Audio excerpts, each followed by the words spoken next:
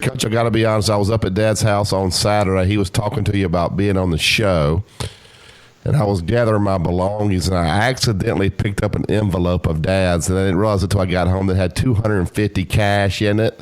He's claiming that I stole it. Now, he has beaten me up to death over taking his money, Coach. Well, there's only one thing for you to do, Barry, and that's to make sure that you find a way to keep it. Well, he's trying. I had to order him some shoes that he wanted again. So we're knocking it back right now. Those cost me $140, so I'm down to $110. Well, he'll look a lot better with shoes that you picked for him than if he picked them. So go ahead and do that, but keep the money. Thanks, Dad. Well, I'm really happy to bring Bill in. We have him a lot, but I can tell all of our listeners he was the most underappreciated coach in the history of Alabama football, and I was there through 4 football coaches. He did a heck of a job, a really great job at Alabama. He came at a very, very tough time and with tough circumstances, and he kept his head up, did a great job, won a bunch of games. And I was with him when he decided to move on. I was there when he signed the contract at a new place, sitting right by him, and he's been a friend. I'm not interested in coaching, not coaching, or whatever. He's a friend. That's important to me. Good morning, Bill. Well, you're one of the best teammates I ever had, Wimpton, and you started the first day we got there, and you stuck by me and our team the entire time, and that stuff you never forget. And you get into your 70s, you start to think back over the great teammates you've had. I mean this sincerely. When I say my prayers, I think of the great teammates, and you're one of them. And so I appreciate it. You're incredibly biased, but I don't want you to change. So thank you for that. Well, I'm not biased. I told the truth. Alabama was going against a football team, to be honest with you, on the outside looking in, not coaching them, that they're very good offensively with a quarterback that is hard to simulate in practice, and a defense that they have is not very good. What do you do in preparation for this game against Oklahoma? Well, of course, Nick Saban knows exactly what to do, and you find a way to hem up that incredible guy that's the quarterback for Oklahoma, and you manage to get him on the ground enough times, and there's a way to practice that. No, you can't find a quarterback that's as good as Kylie, but you can find an athlete. You can get one of your receivers to do scramble drills and make sure you don't lose contain. These are just basic things. And Barry Switzer, who's, I think, up next, knows all about it because he had a bunch of these guys on his team at a lot of positions. And when you can fly like that, and he has the dimension of a great, accurate arm, that's a rare combination. So they certainly have their work cut out for them. But if the leadership that we saw from Hurts and Tagovailoa is emblematic of the whole team, nobody's going to beat Alabama. I've never seen demonstrative leadership like that out of 2 great players in my life anywhere.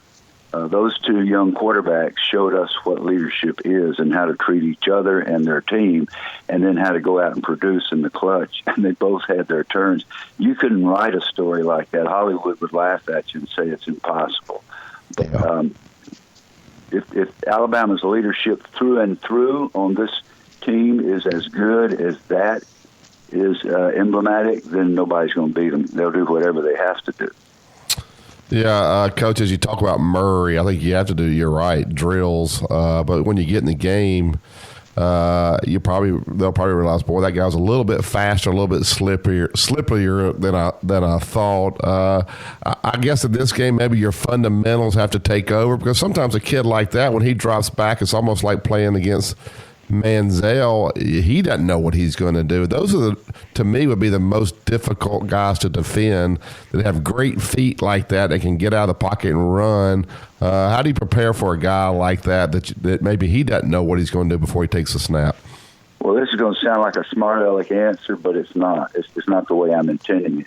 You recruit great players and put them on defense who can run like he can or almost like he can. Right. And then you have to get more than one hat to the football. So if one guy can fly and get to the outside and make him cut back and you got 6 coming inside out, that's what great pursuit is, and that's what Saban teams do, and that's what I think they will do. But you're right. I mean, Murray can take a game over, and if the defense ever gets intimidated or timid, then you're in deep trouble. But that just doesn't happen to Alabama teams, not in this era. So I don't want to sound overconfident on behalf of Alabama, but I just think they have enough of the right kind of players and the right kind of leadership on the team that it's going to be hard to beat them. Coach, I know you probably had to do this. This is one of the most difficult things probably that Coach Saban had to do. He had to suspend 3 players. One of them, Deontay Brown, starting offensive lineman. They haven't said what it was. A lot of times there's mandatory drug tests. You have to pass so many hours. It could be that. But nevertheless, these 3 guys are not with them. How difficult is that to call those guys in? I'm sure it's based on whatever happened there. And then what do you do as a football coach to move on and not let that be a distraction? The difficult part is not calling those guys in because they made the decision that cost them a chance to be on this team for this game. The tough thing is facing the team and saying, look, we're going to have to play shorthanded.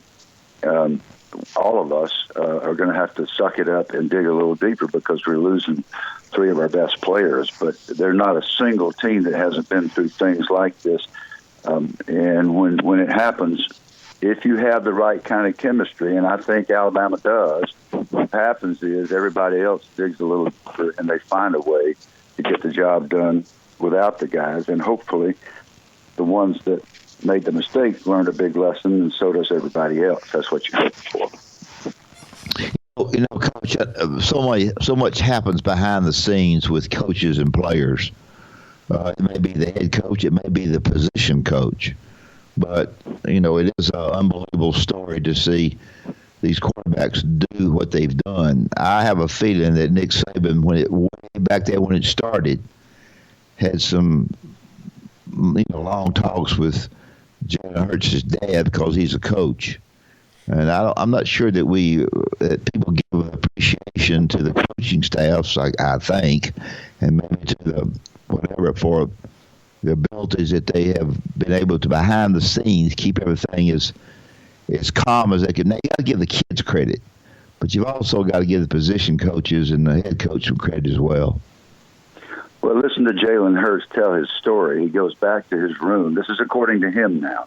I saw this from his mouth. Otherwise, I wouldn't dare quote him because so many things are written and said. But I go back to the room, and I'm sobbing, and we've just won the game in the championship, and my record was 25-2 or 26-2 or whatever it was, and the other guy came in and won the game.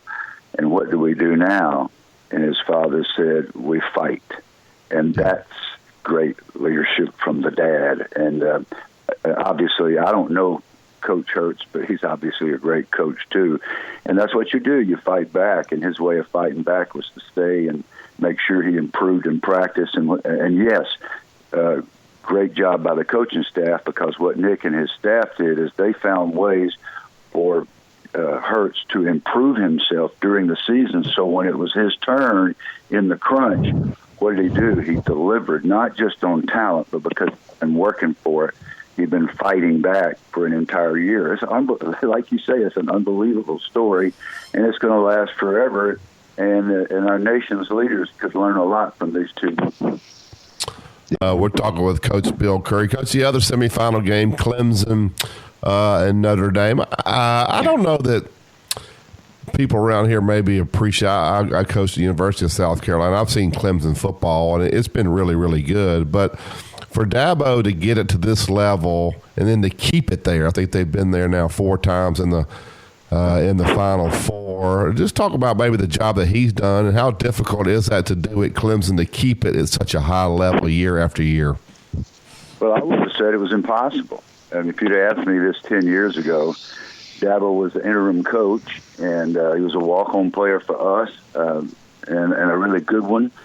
When we were at Alabama, I would have never guessed that he could accomplish, number one, to get to the top, but as you say, to stay there. And when you go there and you're with him and with those players, he's done something else that I've never seen done in my life, not by anybody, not by I got the privilege of playing for a bunch of the greatest coaches of all time, and nobody did this the way Dabo does, and that is these guys, not only do they play great football, they have fun. Football is not fun. Football, you're up 5 a.m. in the off-season pumping iron, running up and down stadium steps and all those things that people don't see. But somehow he's got them all with a real positive attitude because it is fun to them. And certainly if you can do that and keep the enthusiasm up, then you get through some hard times. And they've got some suspension issues, too, going into this game. So they'll be tested. But what Dabo's done is unprecedented in my experience.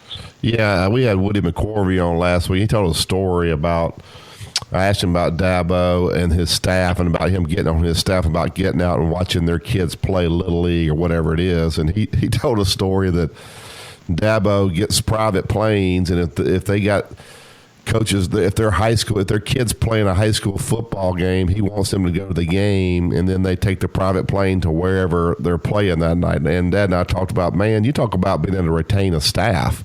Those things are so valuable, and I've never heard a coach do that. Most guys say, hey, we got to concentrate on our team. We got to be with our guys. Here he is preaching family to those guys and backing it up by letting them stay and watch their kids play and then flying them. Have you ever heard of a coach doing something like that? Never. Of course, the cynical answer to that is, yeah, well, that's fine, but everybody doesn't have private planes for their staff to fly around. Well, but Dabo does, and so do some other people at the top, and they could do it too. We could have done it. I never did. I wish I had. Hearing that makes one feel guilty about not doing more of that kind of thing for the staff and for the kids, and heck, for my own kids. I should have been at more of my kids' things. So, yeah, Dabo's teaching us all a lot of lessons. He is, Dad. Not a lot of talk about Notre Dame. Of course, people in Alabama don't like them, so forth. So nobody likes them unless they're, Notre Dame people, basically, I guess, because they don't seem to get in a conference. They play 4 or 5 games there and whatever. But I don't know, and you may not either. I don't know whether Notre Dame is better than we think or not. They opened up beating Michigan, and they didn't lose with the pressure got on them regardless of who they played. They might be a tad better than people think. Well, first of all, I think you have to look at the job that Brian Kelly has done. He was dead and gone just a couple of years ago. Remember, they had a losing record, and he was considered on his way out. And he not only survived, but he's brought them back, and they've played a worthy schedule, and they have not lost a game. But the last time they were in the championship game against guess who, I had a big argument with one of my former players, Greg Cook, who was an outstanding offensive tackle for us with the Packers when I was the line coach of it. Now he's a successful lawyer, and he does a radio show just like yours, except he does it in Houston, Texas, where he lives. And we had a big argument. He said, Notre Dame's going to match up really well with Alabama. And I said, no, they're not, Greg. He said, oh, yeah, boy. I said, well, you and I have had these arguments before, and just wait and see. Well, I hope they don't get rolled, but I think they might. I do think there's a big difference in talent level and the intensity of the programs. But I think they're probably going to be eliminated from the tournament, and I'm not happy about that because I'd like to see any of these teams win, but I think they'll have a hard time with the competition. We want to thank you for being on. How can people reach you?